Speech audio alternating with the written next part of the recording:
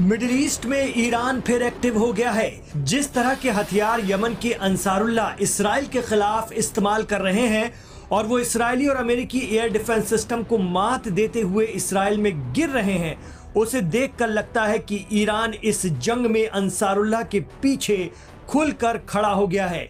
Media report बता रही है कि इसराइल पर बरस रही यमन की क्लस्टर मिसाइलें ईरान की ही देन है।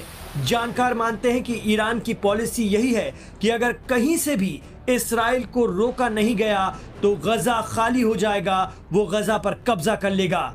ईरान ये किसी भी सूरत में होने नहीं देगा। कहा तो ये भी जा रहा है कि ईरानी इंजीनियर इस वक्त यमन की राजधानी सना में हैं और जिस ताकत के हमले अंसारुल्लाह इस वक्त इसराइल के खिलाफ अंजाम दे रहे हैं उसमें कहीं ना कहीं ईरान का सपोर्ट है। यानी ईरान इसराइल जंग जारी है, बस उसका महाज या मोर्चा बदल गया है और अब इसराइल और यमन में खुली जंग छिड़ गई है।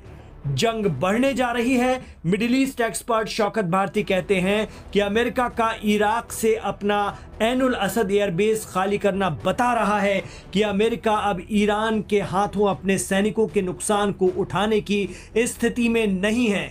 अमेरिकी फौजें इराक के अहम एयरबेस से वापस जाने लगी हैं। अमेरिका रातों रात इराक का अपना ये अहम एयरबेस छोड़कर निकल रहा है। ऐसे में ये ईरान का सबसे करीबी टारगेट भी है और अमेरिका वहां से निकलना ही मुनासिब समझ रहा है। कई दिनों से गजा में इसराइली आक्रामकता के खिलाफ हमलावर यमन के हूती फाइटर इस बार आर पार की जंग में उतर गए हैं। इसराइल की राजधानी पर क्लस्टर मिसाइल जो एक साथ कई टारगेट कवर करती हैं मारना इस जंग का आगाज है। इसके बाद बौखलाए इसराइल ने यमन की राजधानी सना पर भारी भरकम हमले किए, लेकिन हूतियों का हौसला पस्त नहीं कर पाया है इसराइल। यमन की अंसारुल्लाह मिलिट्री का कहना है कि हम जांच कर रहे हैं कि इसराइल के हमलों में किस हद तक अमेरिका साथ है। अगर इन हमलों में अमेरिका की शमूलियत पाई जाती है तो हूती फाइटर अमेरिका के साथ रेड सी पर जारी सीज फायर तोड़ देंगे। इन हालात में ये जंग और बढ़ना तय है।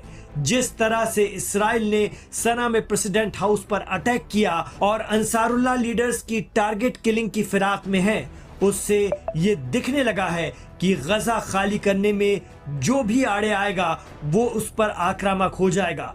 खबर है कि ईरान के सुप्रीम लीडर इमाम खामनेई ने एक बार फिर मुस्लिम अरब मुल्कों को कहा है कि वो इसराइल के लिए अपनी सप्लाई लाइन बंद कर दें, लेकिन अरब मुल्कों की सऊदी में अलग ही बैठकें चल रही हैं।